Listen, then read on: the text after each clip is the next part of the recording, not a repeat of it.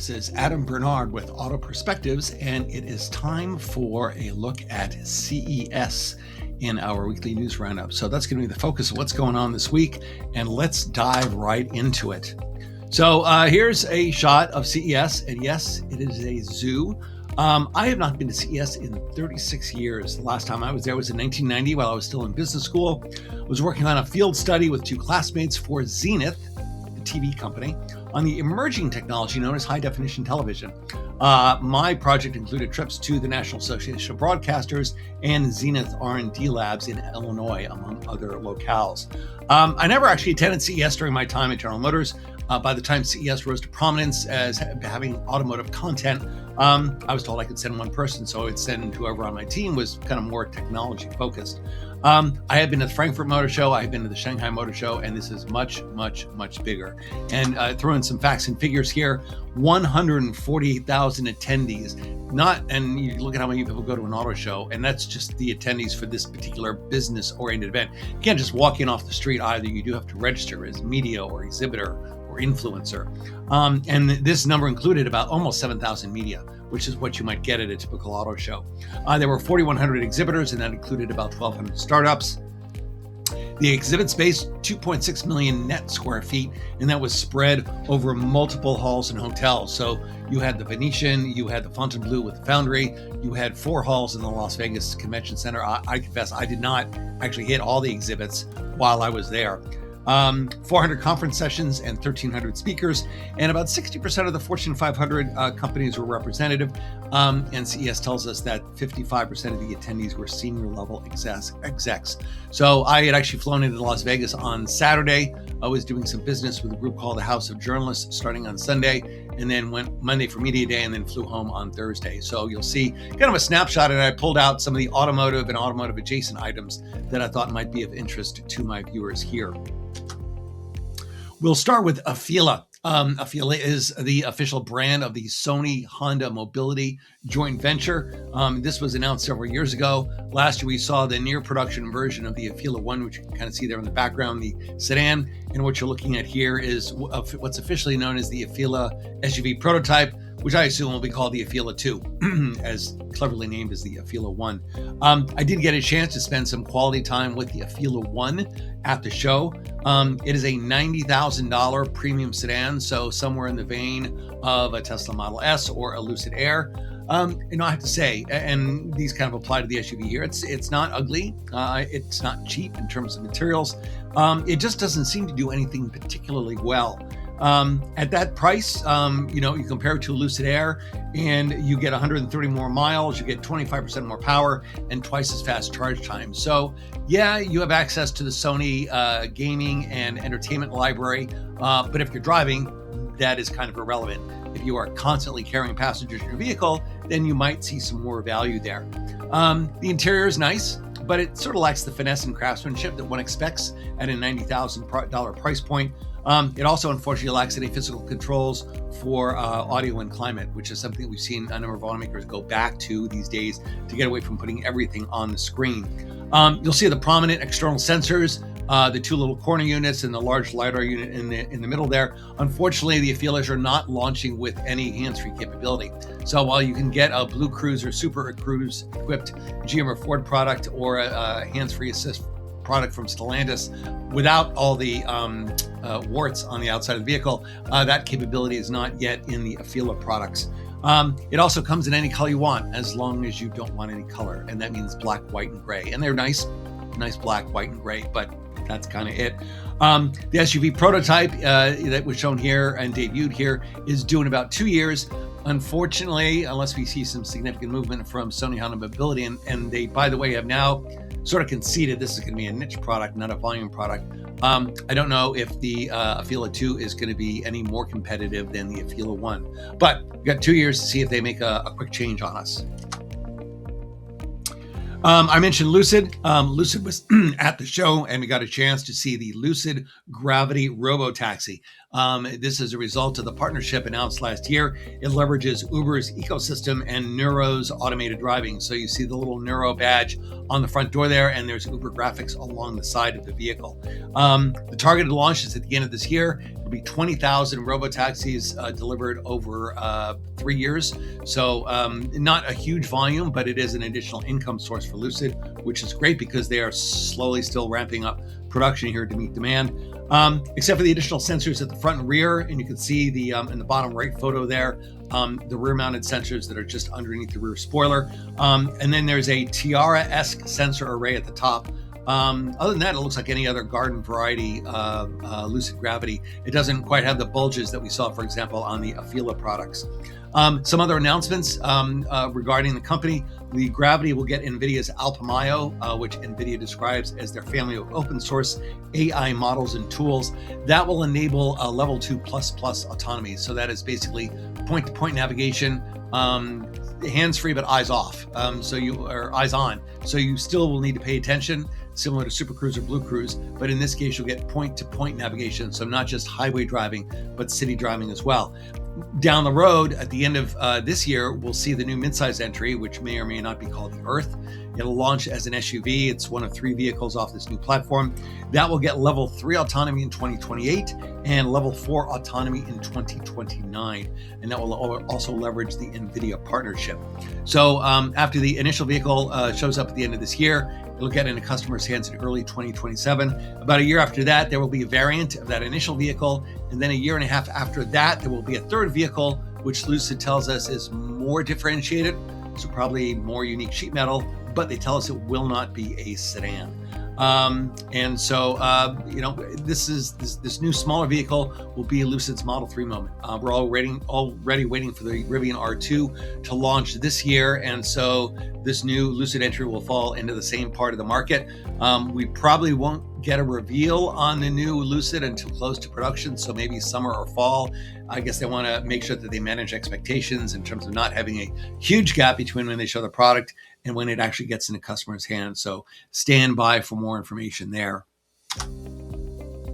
Now, you might remember that over 10 years ago, the iconic vacuum cleaner manufacturer Dyson attempted to enter the EV space. That was a £2.5 billion sterling effort, and it failed for a whole lot of reasons. But that didn't deter Chinese household appliance manufacturer Dreame from announcing plans to launch a range of premium EVs in about a year and a half. Last year, they unveiled an homage to, or a ripoff of, the Rolls-Royce Cullinan, as well as a Bugatti-inspired four-door coupe. In Las Vegas, they had their consumer products on display, but they also had their EVs on display as well. They brought 3 vehicles, 2 of which are under the new Cosmera brand, and that's the 2 blue vehicles that you see here. The press materials suggest that Cosmera will later add SUVs, but the focus for the moment was on performance. Now, they did announce plans to build vehicles in Europe, as well as Cosmera innovation showcases, which sounds sort of like fancy showrooms in various European cities. The vehicle on the left is the Star Razor, and that's the interior that you see there as well. And that is a little like the Bugatti-esque model that we saw last year. The Star Matrix is the vehicle on the right, which is a little more upright and sedan-like, although still rather a swoopy profile. The figures they provide for the Star Razor and the Star Matrix are frankly astounding. 2,040 horsepower from 4 motors, a 4,400-pound curb weight, which is astonishingly light for an EV, an 800-volt architecture, an aluminum frame with carbon fiber body panels, which of course helps keep the mass down, a 0.20 drag coefficient, and 0 to 60 miles an hour in 2.4 seconds. No pricing or launch timing was available. We think around 2027, 2028, which I know sounds really aggressive. Keep in mind that Xiaomi, the Chinese electronics giant, went from announcing getting into EVs to launching an EV in 3 years. So don't rule it out completely. There was a third vehicle shown, the vehicle that's here in green, the Nebula Next 01. That was, ironically, on a different stand in a completely different hall. The numbers here are even more outrageous. 0 to 60 in under 2 seconds and a drag coefficient of 0.185. However, it appears that vehicle is conceptual only. So certainly Dreame will have its hands full getting these 2 blue supercars on the road. I would classify motorcycles as automotive adjacent, but there's a reason for talking about the Verge TS Pro that you see here, and that is next generation batteries. Finland's Donut Lab announced a world first production launch of a solid state battery. Solid state is like the holy grail for electric vehicles. More energy dense, safer, quicker to charge, longer lasting, all the things you want in a new generation technology.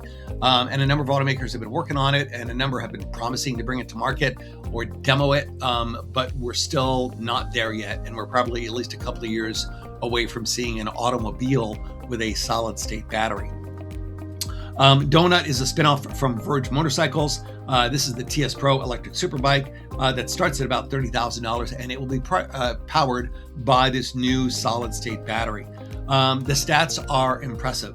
The premium model, the TS Pro, that starts at $34,900, which is, yes, very expensive for a motorcycle, claims a 370-mile range, 0 to 60 in 3.5 seconds, and a full charge in 10 minutes. And that is for a 33 kilowatt-hour battery and a lifespan of 100,000 cycles. All the numbers do seem a little difficult to believe, admittedly. The last one, especially, a typical lithium-ion battery in an EV can last about 5,000 cycles, or about 5% as long as Donut's new battery. So, a lot of folks said this all sounds pretty good. This bike is supposed to be on the road this quarter, so by the end of March, in theory, and we'll probably have to wait for someone to tear it apart to find out if this is truly an actual solid-state battery. Donut's booth also included the Watt Electric Vehicles ultralight EV skateboard, and that's what you see on the right there. It features Donut's solid-state battery and motor technologies with a 60 kilowatt-hour battery and 150 kilowatt in-wheel motors.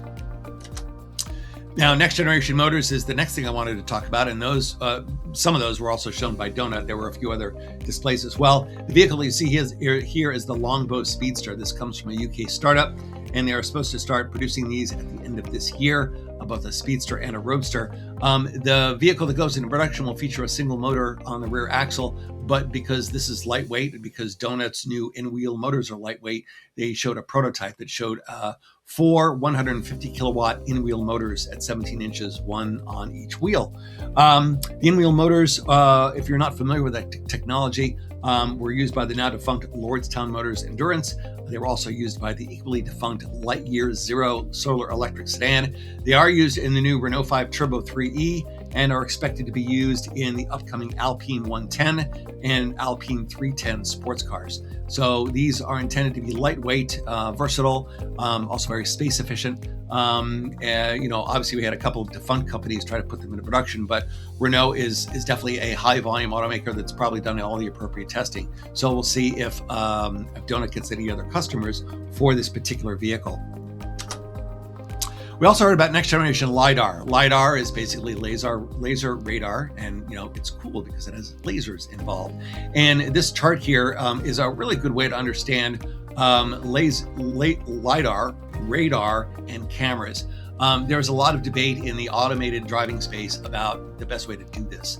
Microvision, who was there at the show, believes that a balance of all three technologies are appropriate because there are different needs. And you can see here the way Microvision explains it. LiDAR is best for target tracking, security resilience, size detection, 3D precision, and night vision. And they do pretty well in a number of areas. They are not as good in all weather capabilities. They're not as good in fog and snow and rain and things like that. And that's why you would want radar. The same goes for range, where radar has a longer range than LiDAR. But what Microvision brought to the party was a new solid state $200 short range LiDAR. That's a lot cheaper than most of what's out there right now.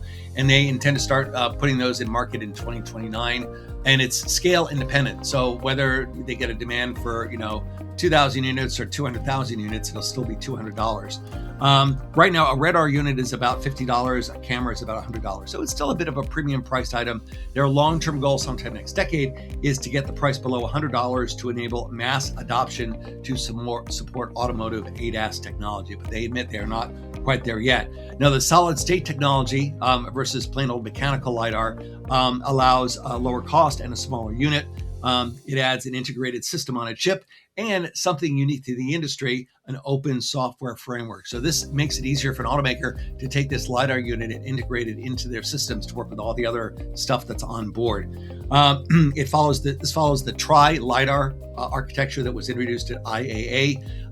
Right now, if you see, most Chinese vehicles will have a single roof-mounted do-everything lidar, like you saw in the Afeela vehicles.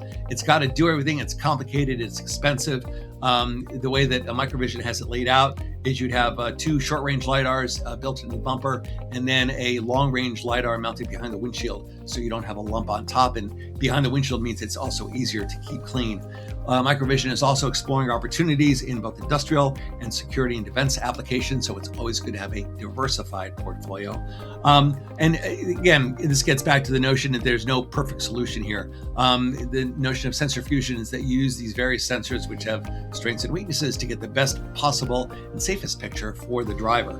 And they believe that there are improvements to be made in radar technology as well to support all the automated driving. And I will tell you right now that beyond AI, which of course is very hot everywhere these days and was everywhere at CES, probably the next most common thing that was talked about was automated driving or autonomous driving. And there were a lot of automakers talking about enabling it and then or bringing it actually to market. And finally, you could have had a V8. With a lot of automakers kind of cutting back or dialing back their EV plans, they are now investing more money into internal combustion technology. General Motors announced they're spending about $900 million to create a next generation V8. You're probably not familiar with Great Wall Motors. If you follow the US or European auto industry, you might know that they're partnered with BMW to create the new electric Mini portfolio. So the new Mini Cooper Electric and the Mini Aceman Electric that we don't see here in the US use Great Wall architectures. Like close competitor Geely, Great Wall was there to showcase both their product and their technological and AI capabilities. One of the things they talked about, similar to what Geely talked about, was adding more personality and companionship to your car. So it's not just a tool, it's a friend, it's a buddy, it's a pal, it's a super intelligent being. Great Wall's specific goal is to establish a relationship between a driver and a vehicle, similar to what a rider used to have with his horse or her horse back in the day. And so it's kind of your trusted companion.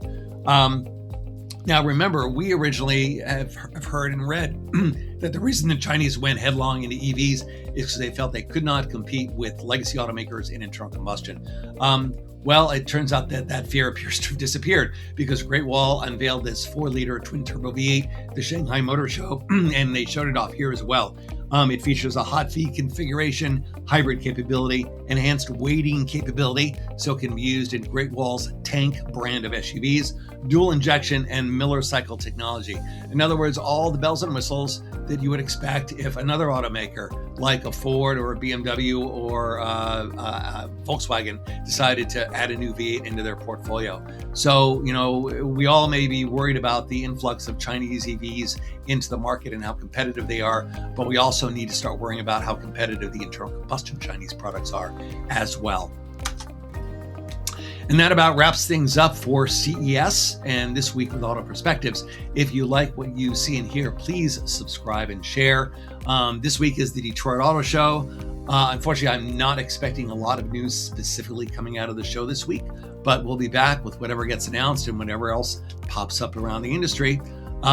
Feel free to visit autoperspectives.net to check out the blog, and I will see you back here in 7 days. So long.